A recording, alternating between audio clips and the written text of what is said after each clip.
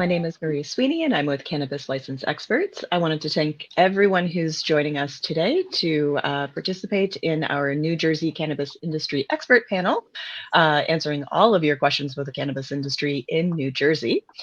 We have an incredible panel of talented individuals joining us today, so I'm going to give everyone a moment to introduce themselves and give a bit of an overview before hopping right into some questions.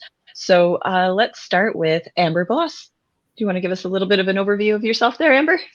Yes, absolutely. I am a consultant for the great host here, and I do competitive licensing and compliance. So I just want to talk briefly about the overview of where New Jersey has been and where it's going.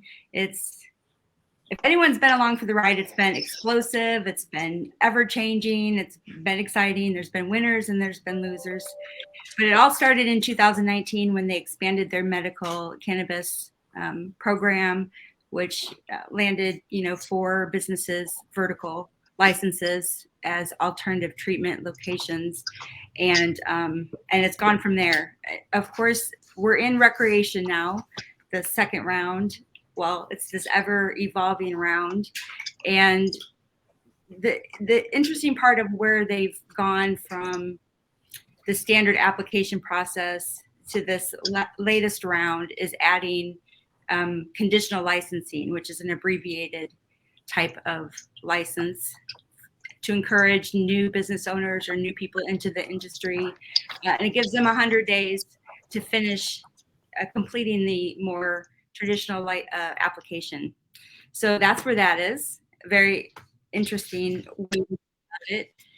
We also have very soon, we have a public comment time right now on public consumption areas, which they feel is necessary for a fair and equal access and equity, so everyone can have a safe place to consume the cannabis. They're taking public comment through into March. So if you want to comment on that, that's an exciting and very progressive element to add to their industry, which will be dispensary licensees can apply for consumption. And finally, they had a meeting on February 8th, and they're thinking about changing and expanding or sundowning their limit that they had of 37 cultivators until February 23rd, which is tomorrow. So a lot of people have been waiting to see how they will expand their cultivation licenses, and I'll be interested to hear and learn from the rest of you. Thank you. Excellent. Thank you very much, Amber. Diana, would you like to give us a little bit of an overview about yourself and your role that you play in the cannabis industry? Sure. Thank you for having me. I'm going to start off with 2018. I realized that my smart friends, my CEO, CFO friends were smoking cannabis again. Back then we called it weed. And I got curious about the industry. I started calling around to the first original 6 license holders. And I tend to be very forward facing with what I'm doing. Someone sent me an article that there was a cultivation site coming into my town. So I went to that first municipal meeting, as did my neighbors with their pitchforks. And I listened to what the executives had to say. And I was very intrigued. I followed them out and said, hey, are you going to be hiring? They hired me as a consultant for the first year. My role was to go to all the municipalities that we bordered on and learn what the stigmas were, how we were going to educate, rebuttal, what the falsehood was behind the industry. And then once they had seeds in the ground, I was one of the first 10 employees at the cultivation site. It was all hands on deck. I can honestly say that I've done every role within the cultivation site, from trimming to packaging. Not all super well, but I've done it.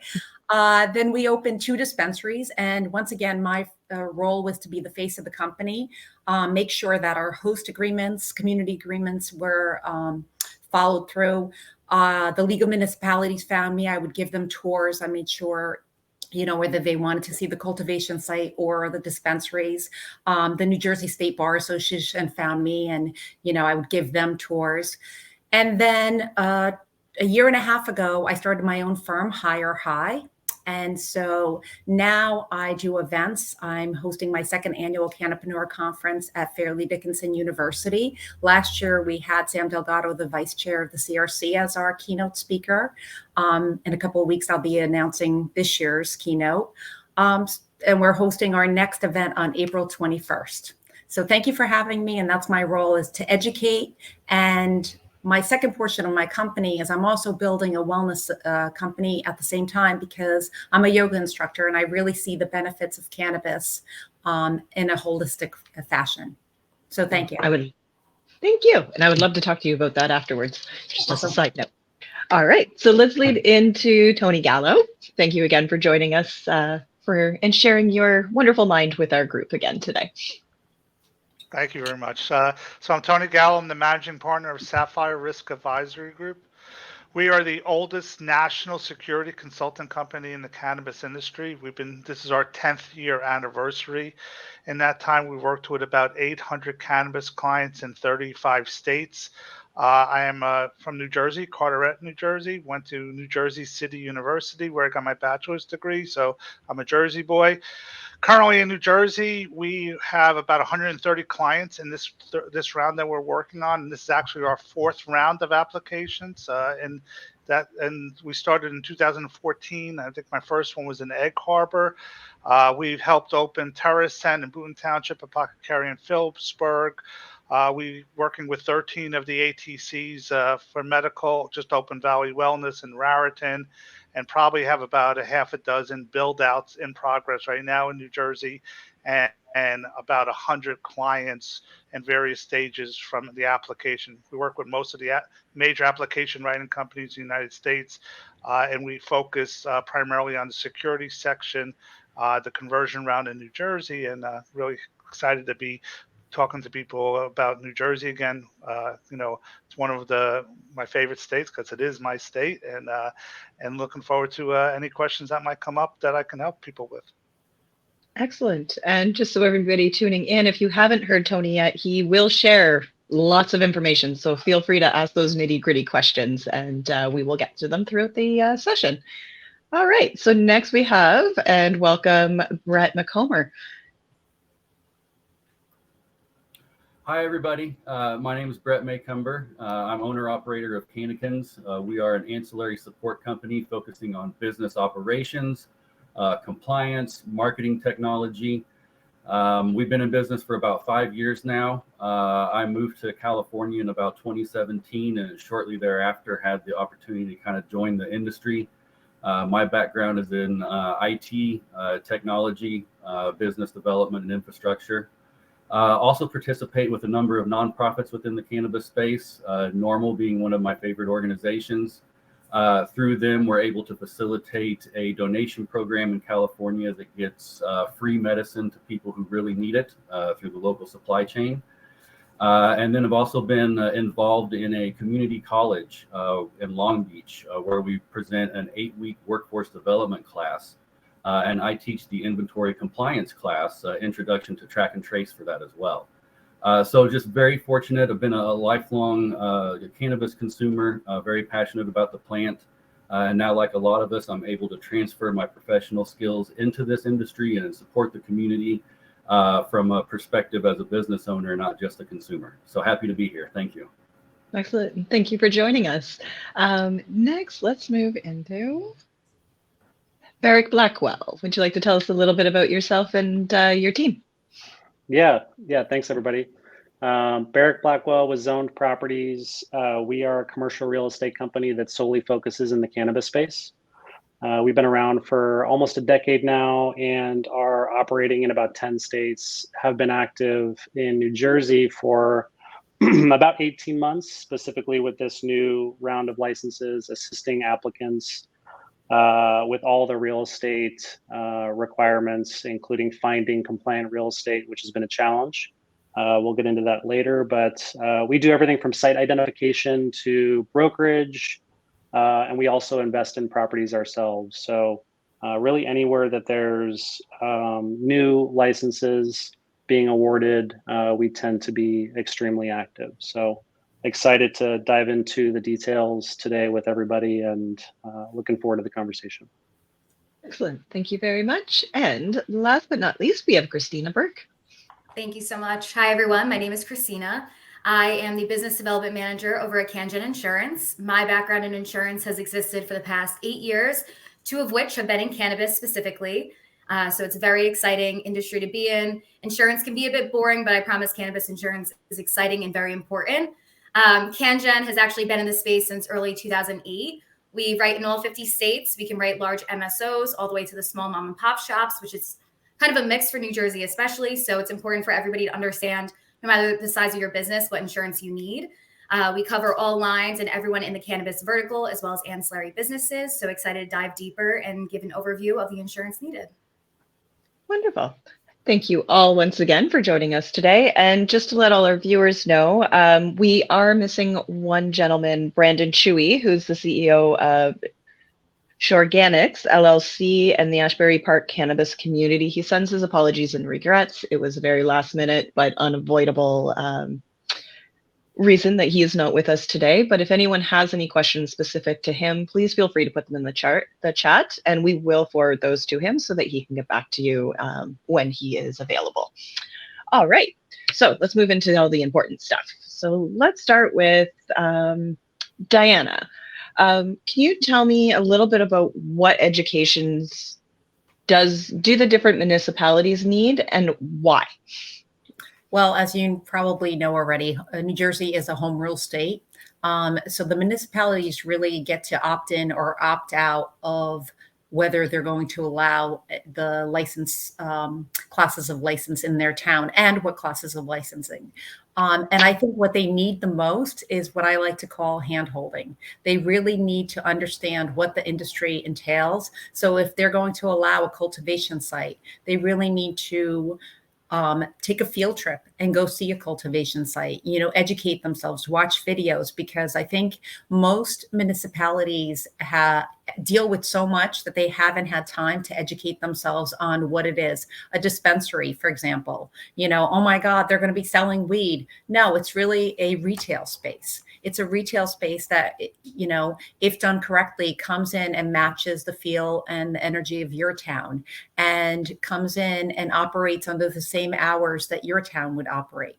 And those are the questions that I think most municipalities they'd rather avoid it than open up a dialogue. And I think what they really need is handholding and education. Excellent. So that leads me into a question for Tony, is with as much experience as you have in working with these communities, what is the trick to getting city support when it comes to cities security planning specifically, but also just engagement with the industry as they develop? So we've probably done about 50 city council or city official meetings in New Jersey alone. We average at least 1 or 2 a week nationwide. And what I've seen over the 10 years and really holds true in New Jersey is getting that city support. We just won in Delran, and it was a very involved process. Jersey City is another one of those states that are cities that are very involved. And what I see that really gets a positive response is having a pre-conversation for us, so we deal security, with the chief of law enforcement for that town, reaching out for them, saying, look, we're going to be presenting in a couple weeks. Here's our security plan. We like any input that you might give. And you'd be amazed how many times a city official has come to me. And again, I'm talking from security, but it really is across the board and everything else, where we had one city official, law enforcement, access to put 3-foot letters of the address on the roof of the building. So when the helicopter flew overhead, they could see the location of the dispensary. Well, that's not in any regs or not even in the city regs, but we did it. And by doing that, we got awarded a license. We've had flower pot requests out front. We've had bench requests out front, access to cameras. Can their SWAT team come do a review? Prior to that, fencing questions.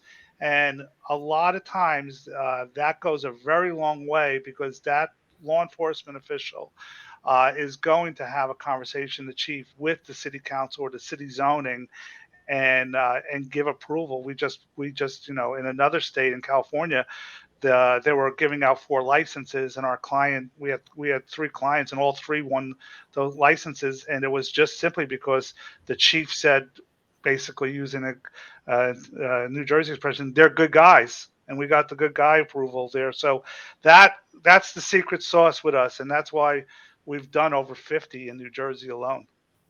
Excellent. Okay, so let's move into Barrick. What are the challenges and some solutions for operators who have been issued a conditional license but are struggling to find compliant real estate? Yeah, great question, Marie. Thank you. So kind of going back to the very beginning and to Diana's point about cities and localities being able to opt in or opt out in the beginning for the different license types. What you saw were about 60 to 70% of the localities actually opt out. So kind of an immediate, more of a gut reaction, kind of more of a temporary, let's wait and see how this whole thing plays out. For us, it really comes down to, you know, the number of compliant parcels in a state or a jurisdiction. So for what we do at Zoned, you know, we take a bird's eye view approach. We have a pretty experienced and extensive mapping team. And for operators, what they're left with is a smaller pool of potentially compliant property, right? So even fast forward to today, where applicants have maybe a conditional license that's been awarded, they have a certain time frame, they now need to go find a compliant piece of property, 150, 180 days, whatever that is. Well, that number of conditional awarded licenses has gotten bigger and bigger, and the number of available compliant pieces of property has gotten smaller and smaller. So you had the opt-ins originally a year ago or so, all go through in some ways an RFP process, a certain window that you could apply locally for, in most cases in New Jersey, a limited number of licenses. What that means is even the batch of opt-in localities, many of those have now already awarded their number of licenses, and they've essentially been turned off to new business for the cannabis industry. So there's an even smaller number of municipalities now that these applicants can look. And so it's become a really challenging environment for operators in general to find not just a compliant piece of property, but a piece of property that they can thrive and succeed in. So, you know, solutions are, you know, obviously bringing on a partner, and that's what we do. But if that's not in the cards, really trying to drill down and get your hands dirty in a specific locality or 2 or 3. So that would mean, you know, to Tony's point, getting really involved at the local level with city officials, asking them where they would want to put a business to kind of get ahead of that curve. There's just a ton of data that operators have to consume when it comes to local ordinances and zoning requirements and setbacks. It's hard enough to do that in one city, but when you're forced to do it in 5 or 6, it becomes data overload. And if you don't have a team of people behind you, which many operators don't, it becomes challenging. So that's kind of the landscape of where we're at today. And happy to dive in further. Excellent. Okay, so tying back to site locations and some of those challenges, Christina, can you tell me what is it most important to look for in a policy, whether it's coming from you or a competitor, and why is policy wording so important at this stage? Yeah, that's a great question. You know, for a lot of these cannabis operators, they're used to insurance for different ways, right? Everybody's familiar one way or another, if it's the commercials on TV or paying for your homeowners, your auto, your renters, whatever it may be, insurance.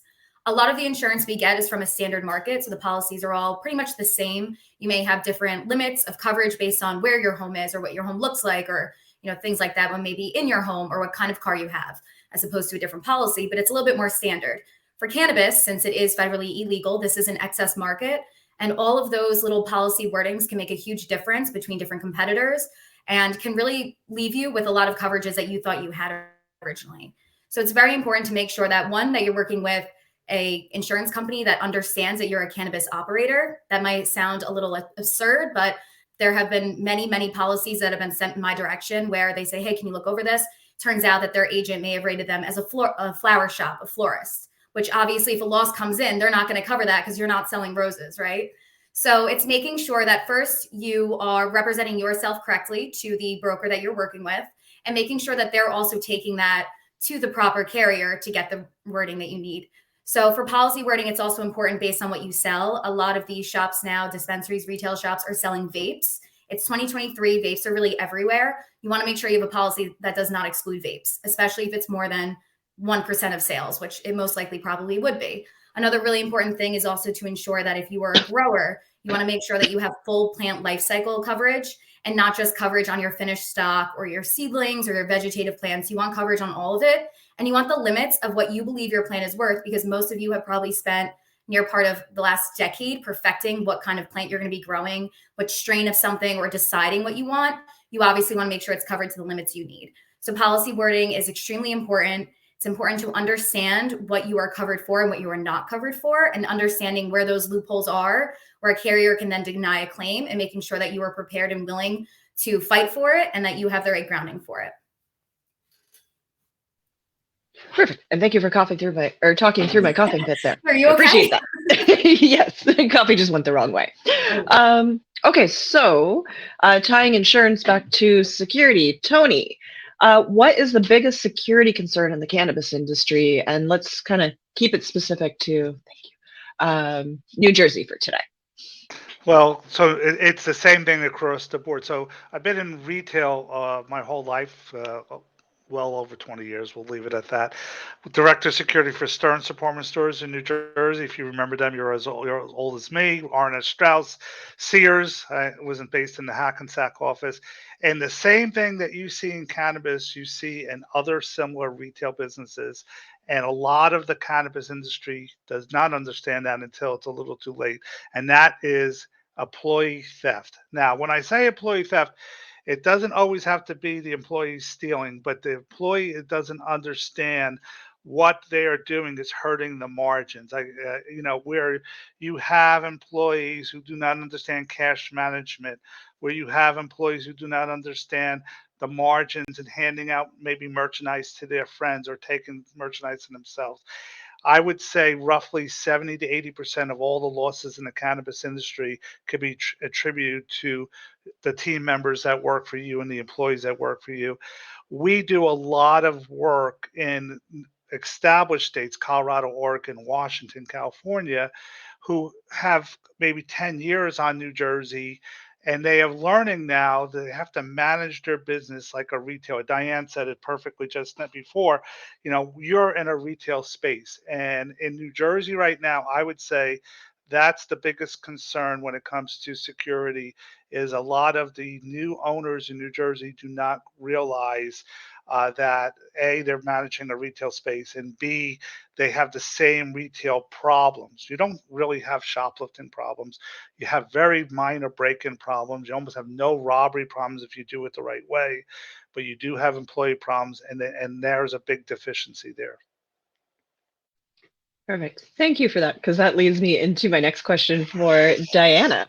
How are employees in this industry different, and how is it, or how are some ways that successful business owners are keeping those staff engaged, educated, and keeping their staff turnover on the lower side? So I will say we hired and onboarded 80 individuals in 4 months for the cultivation site. And the number one thing I would say is they're passionate. If you create a community feeling, it's all about the culture of the cannabis. Most of them are consumers themselves. They're either patients or they're just straight up consumers. They love the plant. You have to keep them educated. You also have to respect them and understand that they have things to teach you as well.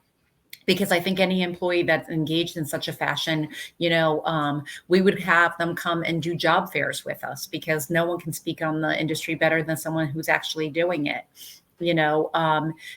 I I refer to them as kids because it is a younger, not necessarily in the dispensaries, but in the cultivation site, they are usually younger employees, and they're high energy. You just have to keep them motivated that what they're doing is for a good cause. You know, most of them have stories. I will say that a lot of people that work in cannabis have stories of a loved one that has survived cancer. So you lean into that aspect of it and have them retell their stories, remind them that it is a medication that they're growing. And if I could piggyback off of something Tony said about security, I mean, they also will get very creative about the way, theft can happen. I learned a lot from this industry. I worked in real estate. I worked in finance. I never worked in a agricultural setting before. And one of the ways is they'll drop a bud and step on it. But one thing that they soon learn is, cannabis, the way I equated it to is it's kind of like a mesh between getting a casino license and a liquor license, because anywhere there's product, there's a camera on you. So you have to be mindful that if you are going to steal, you're probably going to get caught. So that was part of the education, in a very soft way, but it's teaching your staff that there are consequences, and also that it's teamwork was the big, driver to how we built teams. Excellent. Thank you for that. Amber, I know you kind of did a little chit chat at the beginning, but I do have a question for you. With the public consumption review that's ongoing right now, what do you see as some of those challenges in the conversation with government in terms of progressing with this? I'm asking out of personal interest as well, as we've just recently kind of moved into this area up here in Canada as well with some new regulatory changes. And I know one of our big challenges was the Clean Air Act, and how consumption of cannabis and nicotine are the different but the same. And I'm just interested in how that conversation is ongoing down in Jersey at the moment. Oh, and you're on mute. Sorry, just unmute yourself. Sorry. Perfect. I'm here. Okay. So I'll be curious too how it pans out. What are the rules that will be adopted after the public comment period? But it is quite a progressive step to take. And who said? Tony said, everyone's going to have to get to the municipality level and, lobby for that approval to be added and expanded to their dispensary. Because like you said, there's, everybody has new laws or on smoking in closed areas or 8 feet away from the building. So you're right, all these different layers of government can come back and say, well, you can't do that. That's against the state law on smoking indoors or in public. And so it's going to be kind of it's probably why there's so few around the country that actually offer these consumption areas, maybe in, very few here and there, but that's probably why. So I'll be excited to see how that pans out. Now I'm forgetting to take myself off mute. But thank you very much. Let's see. Let's see if I have any questions here from the participants that we can get into before getting too deeply into my questions. Well, I can add one thing if you have a second. I can add that. The Attorney General of New Jersey just announced that they will not be testing police officers for their use of cannabis, their personal use. So even though it's zero tolerance of consuming on shift, they will no longer be tested. So that's fantastic. That is a huge thing. That is an enormous thing, because I honestly believe, one of the initiatives that I had was going and talking to police officers within municipalities, and they would benefit so greatly. I don't think they should do their job necessarily. This is me, and I'm a little bit more of a conservative, while consuming, but what they do on their own personal hours should be their choice, and how they choose to medicate themselves should be their choice. And I actually think that it's going to decrease, levels of PTSD. I think it's going to decrease violence. They are the ones on the front lines that experience the most amount of trauma. And then they go home and the only thing they have to lean in on is alcohol. Well, we all know alcohol is an aggressant. And I think this is going to help greatly, domestic violence, so many factors. So I'm really happy with that decision. Yeah, no, that is huge. And also how the police forces interact with the general public when dealing with this topic as well is going to change as they become more educated as a group too, which is 110%. It such a big deal. destigmatizes them when, even if they don't consume, if the buddy that they like is a patient or is a consumer, all of a sudden they look at it differently, so that goes a very long way. Yeah, that was a really interesting thing to watch over the last 5 years up here in Canada as well. I have 2 retired military officers for parents, so just watching how they've changed their conversation. I mean, my dad still refers to me as a drug dealer, but that's okay. I think it's more of a joke now than that's what he actually thinks I do. Well, but if it makes me feel better, I can't bring brownies to the PTA. Okay, so there are always little things that will always be there.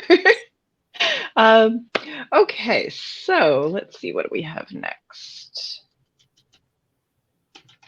I've got one for you, Tony. What is the difference between a security consultant and a security integrator?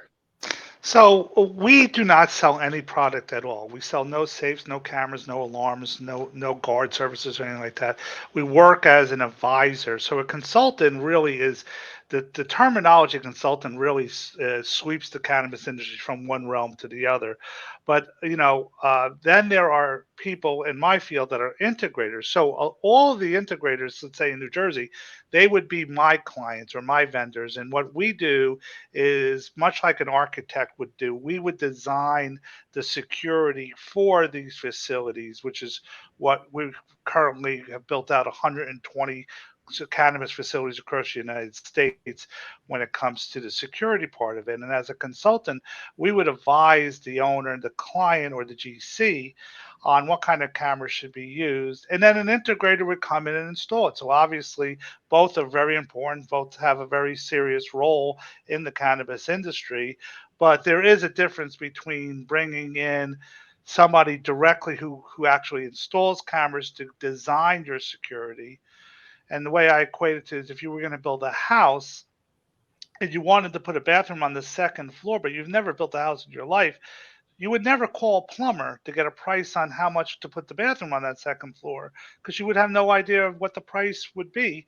But in the cannabis industry, it's amazing how many times you'll see somebody who just reach out straight to the integrator and have them do the project without any idea of whether it was the right equipment or the right price. And most of the integrators are very ethical people. There are partners out there, but in a normal industry, you wouldn't do that. In your normal role, you wouldn't do that. But in the cannabis, sometimes they actually do. Excellent. So I have a follow-up question for you with that. Somebody wanted to put in one quick thing to that. Please do. It's very important to also add that when you are looking for specific safes and vaults, to also have that open conversation with your agent and broker for insurance to see if they advise what carriers do and do not approve of, because you want to make sure if you're going to spend all that money, if you're going to go through all that effort to get all that security in, you want to make sure that it's going to be approved by your insurance carrier and that they can still put a policy over it. So that's risk and insurance obviously go hand in hand. That's nothing new, but especially in cannabis, since it is kind of a weird little gray area, sometimes you want to make sure it's an open conversation between all parties to ensure that you don't have to kind of rework anything and go back on anything. Oh, and I think that's an excellent point. A lot of times the underwriters are not going to approve some of these designs and these build outs. And that's someone you should be checking with prior to actually the build out. And then more important is New Jersey has a pretty great inspection group and a regulatory group. You need to make sure that you're on board with them, not only when it comes to security, but in any part of the construction. And I've seen the regulatory agencies deny people or have them spend thousands of dollars to correct a mistake that would have been a very easy call to the CRC initially to ask if it was okay for them to do that. So great points for it there. Excellent. And that kind of answered my next question. So I'm going to move on to Brett now. Oh, I'm sorry. No. It's actually perfect. I like it when it flows more naturally anyway. So interrupt me at any time if you guys have a follow-up point to anyone's statements, please. So Brett, when looking at track and trace or seed to sale, how can new operators set themselves up for success with their chosen technology and ensuring that those inventory kind of control measures are in place? And let's tie this back to ensuring that it's going to meet the security requirements as well as potential insurance requests from your underwriter and agent. So everybody is very aware of the term track and trace now. It's become kind of prevalent with the expansion of the cannabis industry, but that's been around for a long time. Track and trace is actually used in the products that we have every day, from luxury goods to medicines. All kinds of industries use track and trace. So what's happening is we're learning how to create these track and trace plans as new operators in a space where normally we didn't want to track and trace our products, right? Historically, we weren't trying to make sure everything had a unique identifier on it. We weren't trying to make sure that someone could know where everything was in your facility or within your stash house or something like that. So really having a track and trace plan, an inventory control plan, is part of every regulation and licensing process. It's something that you have to have established before you can even begin operations. And having an inventory control plan does tie into security and insurance, because your standard operating procedures, or SOPs, which actually lay out your inventory control program, help to make sure that things are done the same way each time. It's easy if you can, it makes it easy to determine discrepancies, because if it's not done the same way each time, then it actually kind of stands out. So it helps to prevent diversion of products, going out the back door or going to friends. And then in turn, if you're not at a high risk of having these things happen as much as possible because you have the control plan and you have the SOPs in place, then your insurance company is going to be much more happy as well, because they know that you've thought about these kind of things. And then in New Jersey, they actually have a section in the codes that mandates business training. So this is part of your business training. You should have ongoing business training, whether it's track and trace or other areas. And then that ties into security, which ties into operations and loss, and so on and so forth down the road. So it's very much an integral part of a cannabis business operator's daily life. Excellent. Thank you. Now, we've been using a lot of acronyms this last half hour or so, so I'm going to circle back to Amber. And can you give us a little bit of an overview for those who are really new to this process as to what an SOP is? Because I know it's a terrifying term when you enter this industry if you don't have a quality background. And maybe give an example of something that's similar to an SOP that someone may have seen in a previous job, whether it's working at McDonald's or something along those lines. Yes, I'm unmuted. Yeah, standard operating procedures is where your policy and procedures come from. So it's like your Bible of how your practices should occur every single step. And in the cannabis industry, it's regulated, very thoroughly. And I'm noting that, first you have to follow state law, because of course cannabis is a state by state regulated product. But I think people are going to start looking more towards the FDA, which will be over the SOPs and your manufacturing processes once it's federally decriminalized. So I think companies would be, in their right mind to start to continue to build those SOPs towards more of an FDA, good manufacturing practices and standards. So every single aspect of the cannabis, from the seed to the sale to the delivery to the packaging, is in this SOP, and it's usually developed before the application process, because they're asking you exactly what are you going to do here, here, and here. So does that help to answer your question?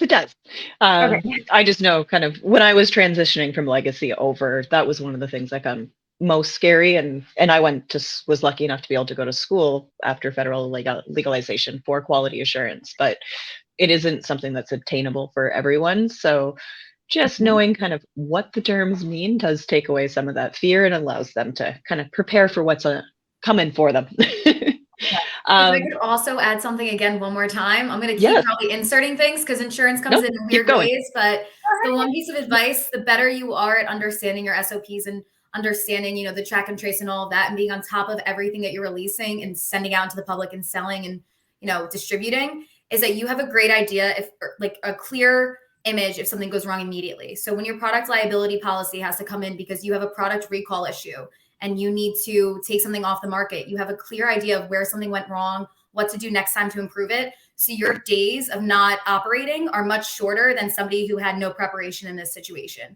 So this is something that underwriters would love to see. I mean, obviously to an extent you need something, but the more you care about it in the early stages of operating your business and the more you can carry it on as you go into it and how in depth you can get with every step of your plan, the easier it would be to recover from any sign of loss. So you have a small loss that's not going to exasperate itself over days and days of not operating, and the quicker you can get everything else back up and running. So that's huge in every way.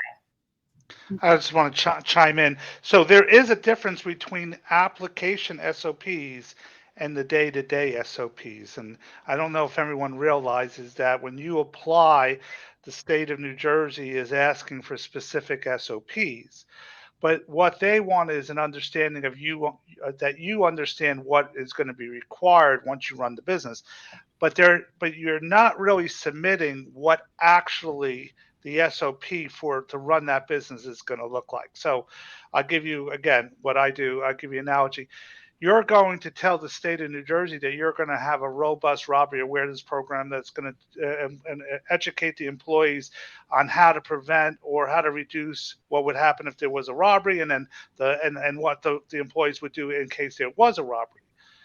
But that's not really the SOP for the day-to-day business. So just keep that in mind, that the SOPs that you submit to the state for your application are not your SOPs that you're going to be running with as you do the day-to-day. The SOPs that you do day to day, they evolve as you're operating. And I think you have a timeline for when you have to submit them or have them generated. So you're given grace because, you know, the logistics kind of get worked out. Yeah, I think New Jersey asks you to submit them if you make any major change to your SOPs once you open. Yeah. So they evolve. They evolve Right. greatly. Yeah. Yeah, they do. But they should be basically there in the application process. And that's all regulatory, right? Because you're moving the regulations that say this is how you have to do it. This is what's required. And you're just moving them into your standard operating procedures. I mean, you want to make sure they're compliant to the state regs. So it's not as hard as it sounds. Yeah, if I could jump in too real quick on the real estate side, I think that spending and investing the time it takes to build a quality business plan, a quality set of SOPs, whether that's pre-app or, you know, post-awarded license, will definitely save you time and money on the real estate side of things as it relates to discussions with landlords. So similar to insurance, landlords are in general unfamiliar with this category of use, right? So this is probably their first time they're encountering a dispensary business, a dispensary operation, or we're talking about, you know, non-retail things as well. And so you're going to need to convince them with materials, tangible materials, that you know what you're doing, that you have all your boxes checked, and definitely as it relates to the pre-app SOPs, you know, you're going to this landlord and most likely going to be doing a contingent lease arrangement where you don't have a lease liability until your license is awarded. So why would the landlord do that unless they're confident you're going to get your license? How do you convince them? It's solid SOPs, it's solid paperwork, and presenting a unified front, whether that's with your internal team or with your third-party contractor vendors as well. So. Excellent. And I just want to, I'm just going to take a moment just to remind everybody who's tuned in and is watching this discussion today, if you have any specific questions, make sure you get those into the comments and we will get through those over the next 15 minutes or so. Sorry, I know somebody just said they wanted to pop in there, so please do. I wanted to Go ask ahead, Amber. Barrick a question. I was really curious when I saw, the new release of the regs and how they were going to be scoring the applicants these last 2 rec rounds, that I assume many minority and women-owned businesses and social equity applicants are going for the conditional licensing, the abbreviated. So then you're going to have a long list of folks that are excited to get this license. Is there enough property for these people? Is it realistic for them? Yeah, it's a great question, Amber. And I don't have a crystal ball or necessarily like, hey, there's 1,000 compliant properties and there's this many license holders. But there is that, Amber. There's this this enthusiasm and excitement and really kind of posturing with some of these groups or operators that say, I've won a license, and it's a conditional license. The condition being they've got to go find a property. And we get probably, I don't know, 10, 20 phone calls a week these days with these different groups who are all looking for the same pieces of property.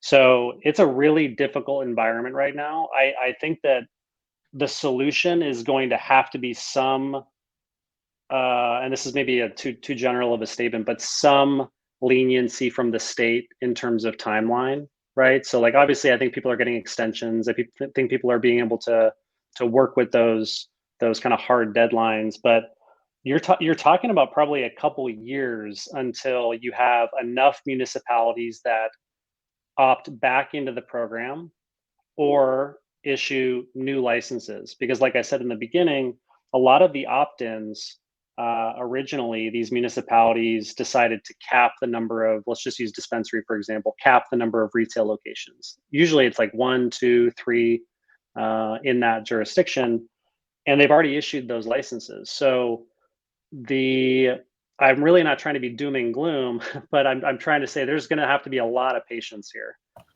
with how this all unfolds. I can't remember. I think I just read an article, something like there's a few hundred, maybe even 500 conditional awarded applicants, something in that range, a lot.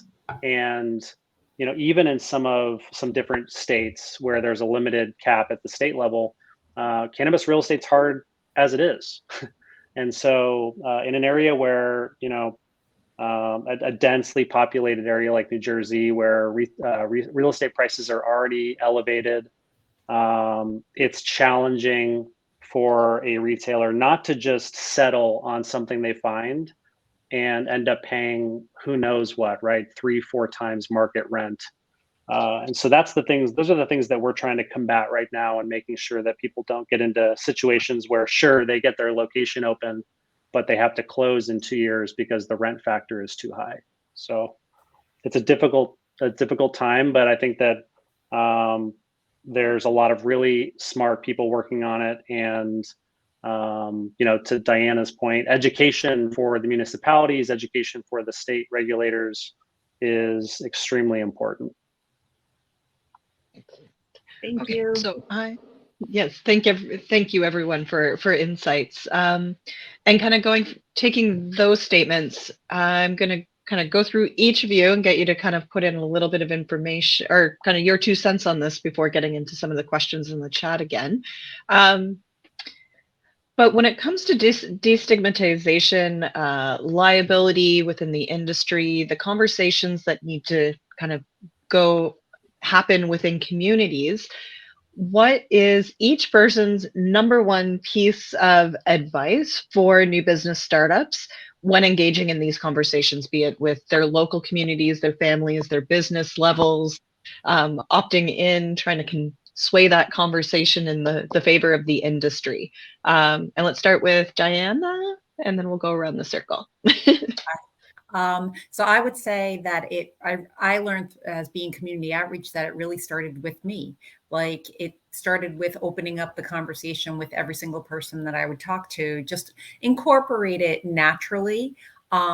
You learn if you open up the conversation that actually everyone has some sort of experience with cannabis, and most of them are actually positive experiences. They've been stigmatized because that's, that was the war on drugs.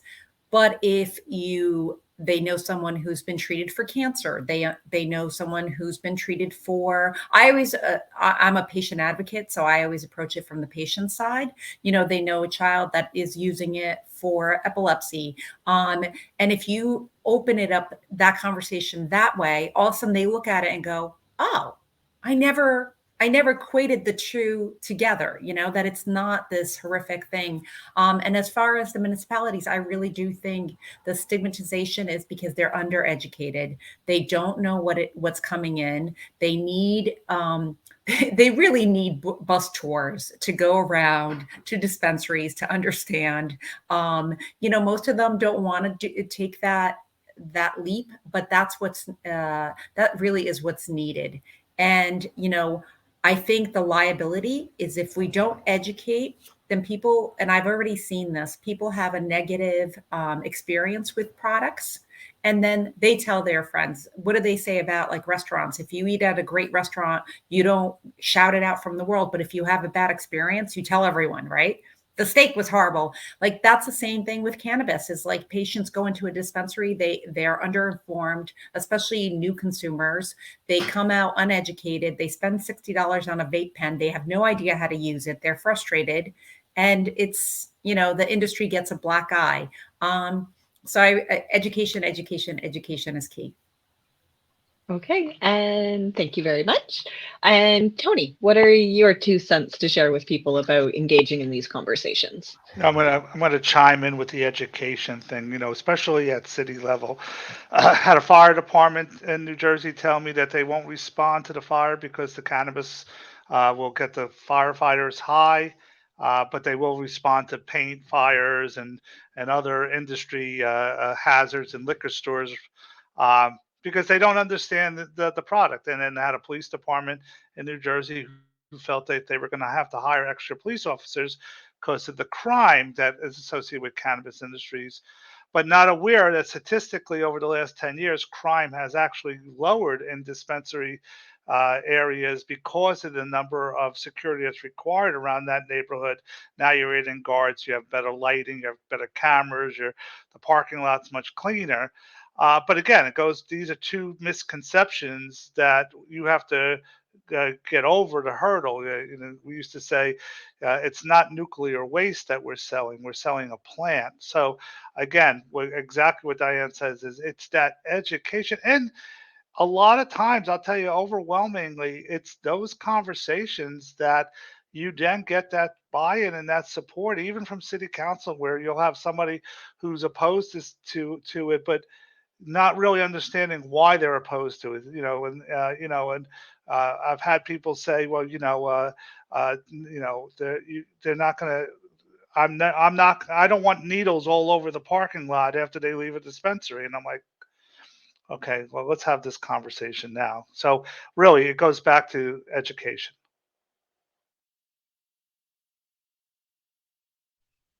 Thank you, Tony. And Brett, what are your two most valuable cents to share with the group today?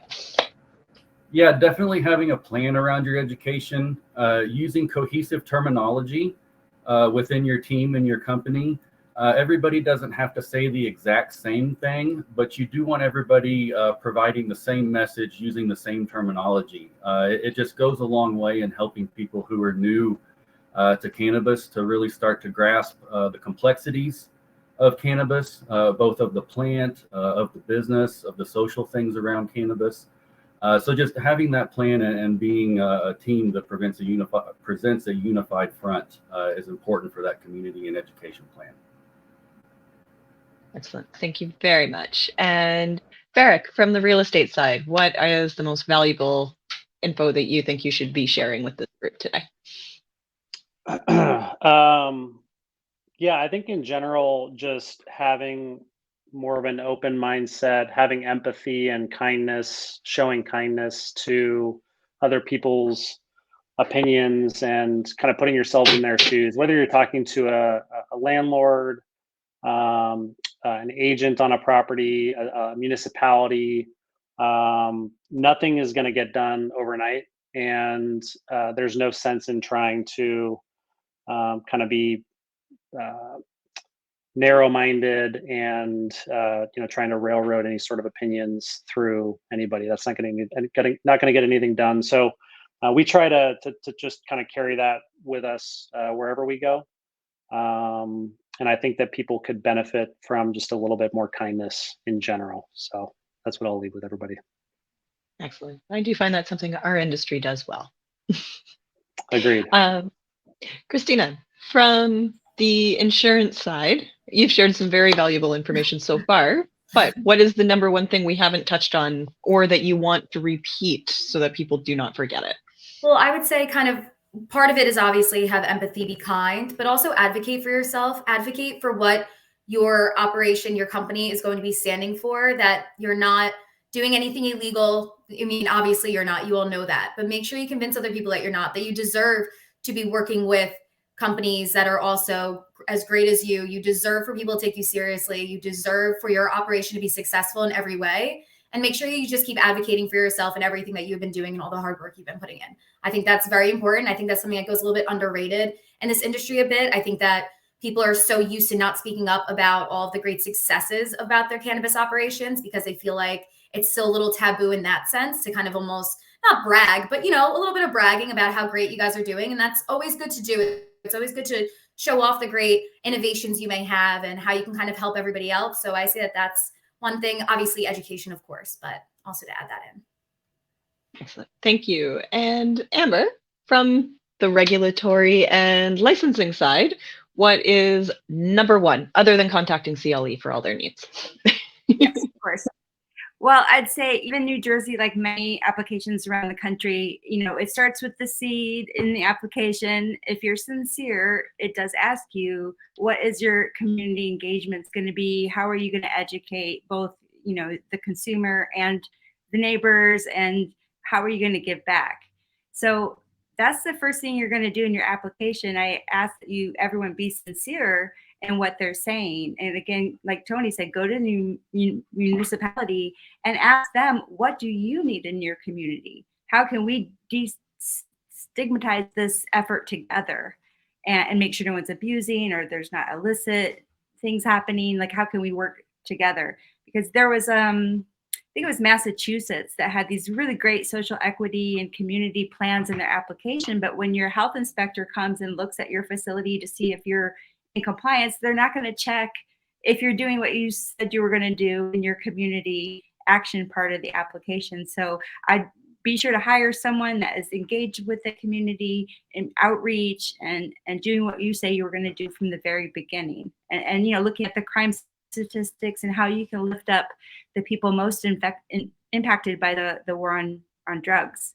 So Excellent. I'm in Indiana, so yeah, I'm in Indiana, so there's we have no decriminalization at all, and we're still coming for you. Don't worry. I mean, it's really sad for people still getting their lives impacted by being arrested. So do it for us. Yes. Definitely. Yeah. The more we prove the safety and the viability of this industry, each state that rolls out, it becomes that much easier to have that conversation with the next state. So no, that is wonderful information. Proof in the pudding is definitely what gives us some strength to our industry. Now I do have a question for you, Amber, that's coming from Mike. Oh, I'm really sorry, Mike, if I say your last name right, but Smelay. And he would like to know what kind of license would be best for redistribution in edible form for both cafe or lounge type situations, or what you're predicting might be best, because we know we're still under the review period. Right. As far as the consumption areas are concerned, right now they're not allowing, or their proposed rules don't allow any food to be given by the dispensary to the to the people in the consumption area. You can bring your own, and you can order for delivery. So those are the two things that are happening as far as what you can eat in those consumption areas. But definitely, if that answers your question, Mike should go and put a public comment, for the state that he thinks that would be a great idea. True. It seems counterintuitive that you couldn't, have something that could help kind of level them out if they've enjoyed too much or something along those lines. But everything's an evolution. I'm sorry. You can order in. You can order into the consumption areas. And I also want to mention a great insightful thing they have added is that if you are a medical patient and user, you don't have to purchase from that dispensary to use in their consumption area. Ah, that's actually really interesting. Yeah. So they can from their medical provider and then go to a local kind of safe space in order to consume their medicine. Yes. That's really interesting. Now, again, back to, I'm finding a lot of the questions today are a little bit around kind of regulatory and setting up those operations. So 420 Phoenix Accounting has a question about, is there a template for SOPs for the application process? For especially, they're asking more around cash handling or daily inventory counts. Yeah, well, they can purchase those. There's many, well, you can come to us, we can help you, but you can also, there's many providers that will give you your basic template that will be New Jersey specific. And then, but you still have to put in all your specifics, your security systems, your software, your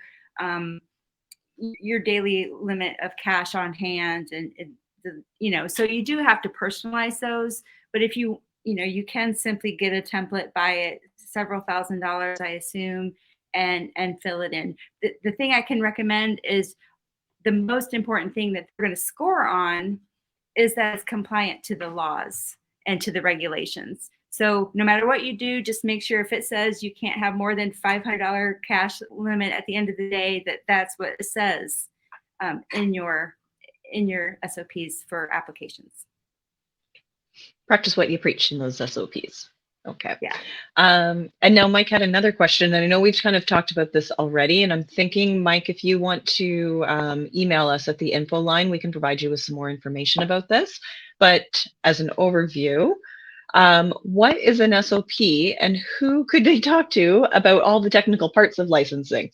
And I know this question kind of applies to everyone in this group because SOPs are going to apply to every specialty that each of you offer. So let's go with, yes, Diana, let's get your insight today.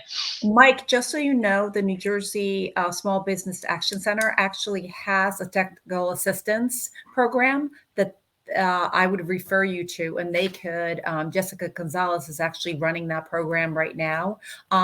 That's who I would start off with. They are assisting applicants through this process because it is kind of a consuming process and it does seem overwhelming. So they will help you step by step. So it's a New Jersey Small Business Action Center. Beautiful. That's a great resource to be sharing with everyone. Thank you very much, Diana.